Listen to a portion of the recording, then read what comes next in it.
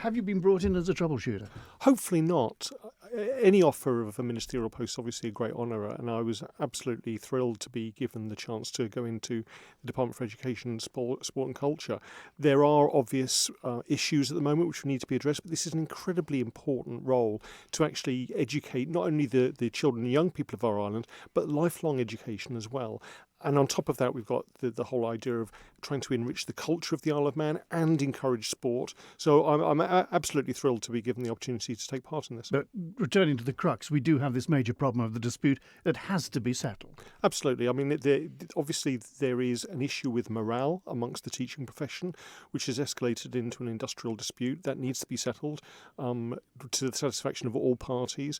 We've also got the ongoing issues on the NSC, which need to be settled. We need to bring those flumes back. We need to get children and their families back into the pool after a long period of time when they haven't been able to. Just to return to those flumes, you say it sounds easier than said, because basically there's a legal battle going on between us and a Turkish company, and the government says if we give in, we'll be seen to be weak, and we've got to keep hammering away at these people and get the money, but they're not giving us the money. Well, I'm not saying we need to give in to anyone in terms of taxpayers' money or the Isle of Man people. What we need to do is find a resolution, because at the moment we have a facility that's not being used properly, that people can't use, and they're finding that incredibly frustrating. So we either need to get a resolution or at least get a decent explanation of what's happened and what we're going to do to put it right.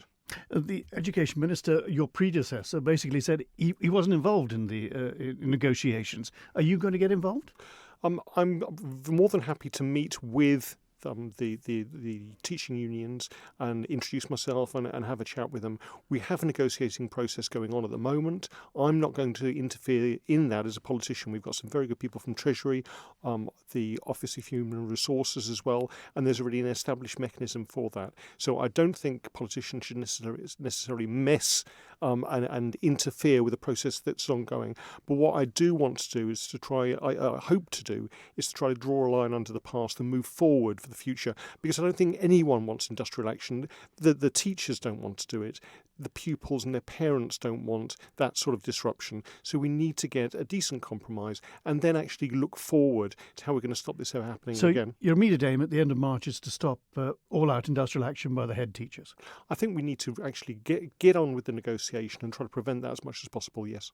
Castle Rushen, obviously, is the big logistic piece of that's on the horizon as far as education is concerned.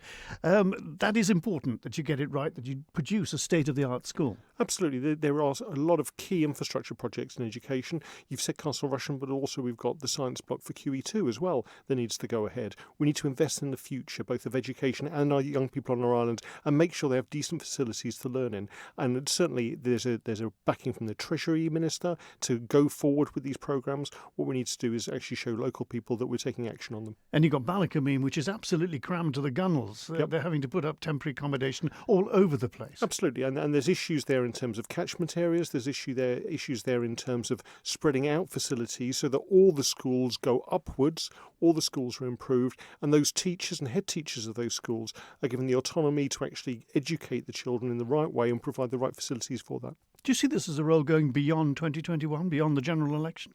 I mean, I'm in it for the long haul. I will dedicate all my time to education in terms of supporting the teaching professionals to provide that education, but also supporting families and particularly parents who educate their own children as well. I mean, there were previous debates about home educators.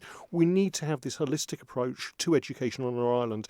Even people as old as me need to be able to give them that ability to take part in further education and education for life. So it is a huge responsibility, but something that I'll relish. But on this island, of course, because we're an island, we can decide who we educate, how we educate them. We have that liberty. Do you think we use it enough, or do we just follow what happens in the UK? I think we in the past have perhaps followed the UK a little bit too much, but then we have made quite radical changes in terms of, for instance, the IGCSEs and adopting different exam boards.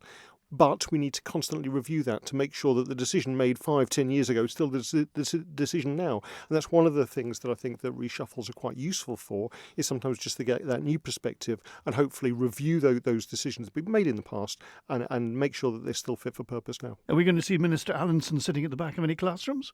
I'm certainly keen on going around all the schools here. I've already sat in various classrooms up at Ramsey Grammar School and looked in at lessons. I've actually taken some of the lessons at the primary school, explaining to them what a doctor does.